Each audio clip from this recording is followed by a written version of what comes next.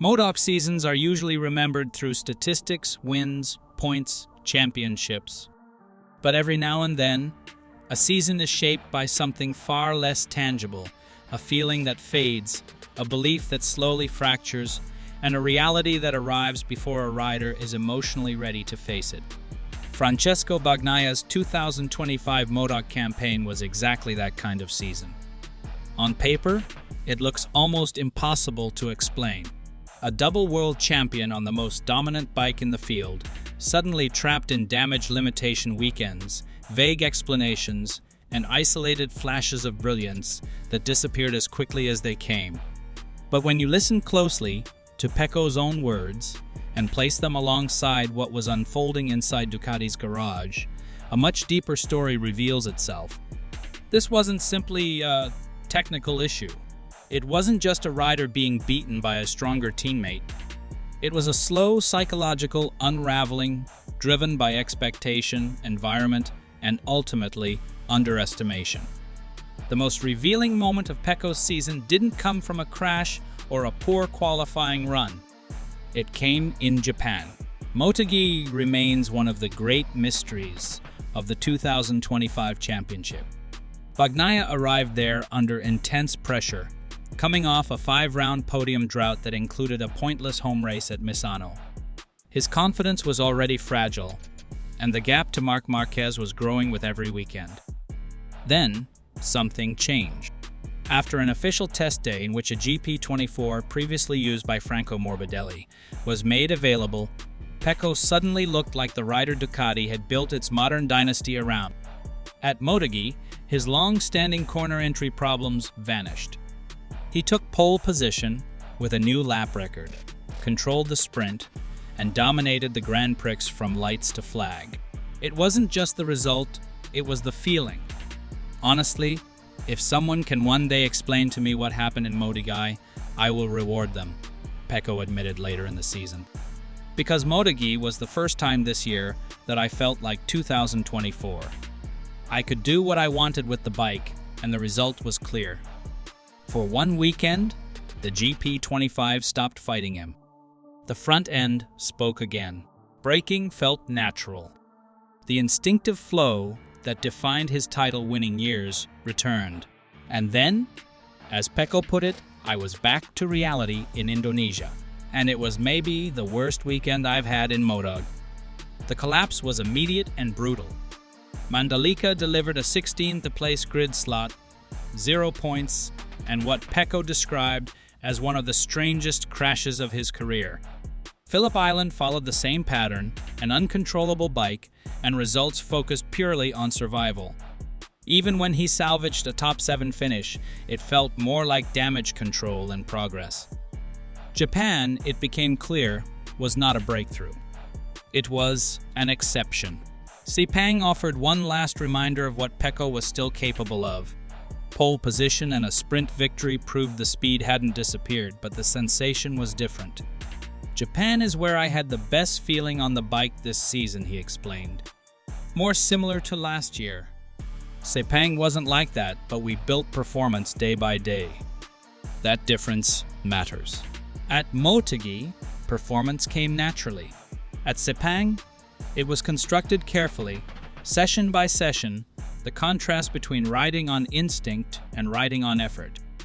The deeper problem, however, was something Pecco became increasingly honest about. Honestly, I'm not a good adapter to what I don't like, he admitted. This is my weak point. It may be the most revealing self-assessment of his career. While Marc Marquez adapted instantly to the GP25 and extracted its strengths, Pecco struggled to reshape his riding around a package that no longer rewarded his natural skills: braking stability, front-end trust, precise corner entry.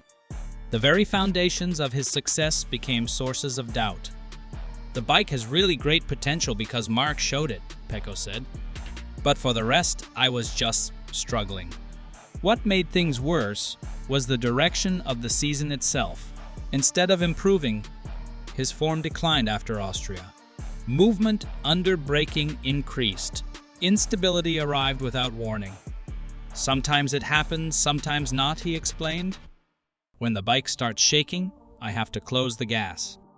But for the team, it's more difficult to work on it. By the end of the championship, Pecco had slipped from third at mid-season to fifth overall.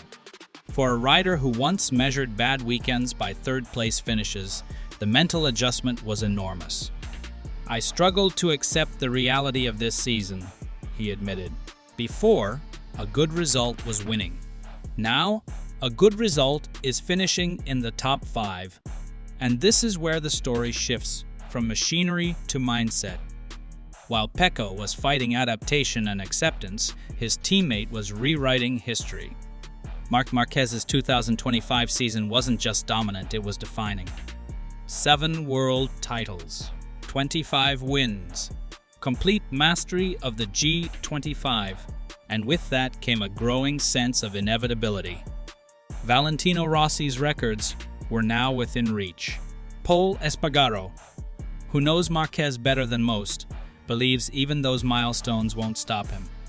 "Marc is fighting against himself," Espargaro said, "against his own ambition. What changes from 9 to 10, from 10 to 11 titles? Maybe his challenge now is to beat Valentino Rossi. But then what?" According to Espargaro, Marquez isn't driven by numbers alone. He's driven by passion, by winning, by ambition. And as long as he can, he will keep pushing. That relentless internal drive is exactly what caught Pecco off guard. This is where Valentino Rossi's shadow re-enters the story. Despite retiring in 2021, Rossi's presence in Moto remains powerful culturally, emotionally, and politically. His rivalry with Marquez still divides fans, paddock figures, and even garages. And for Pecco, a graduate of the VR46 Academy, that environment mattered more than many realized. Paolo Simoncelli believes it shaped expectations in ways that ultimately worked against him. "He wasn't prepared for such a strong teammate," Simoncelli said. Pecco comes from Valentino's group, and by listening to everything said there, he underestimated Marc Marquez. The assumption was subtle, but dangerous. Pecco lost the 2024 title despite winning 11 races. The conclusion felt simple, crash less, and the championship comes back. But Marc Marquez was never a variable that could be managed. "Marc is a beast on the track," Simoncelli said, and he sent him into a crisis.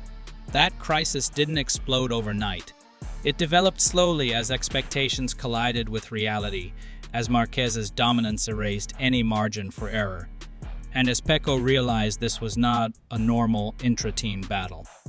Meanwhile, the Rossi-Marquez rivalry itself remained unresolved.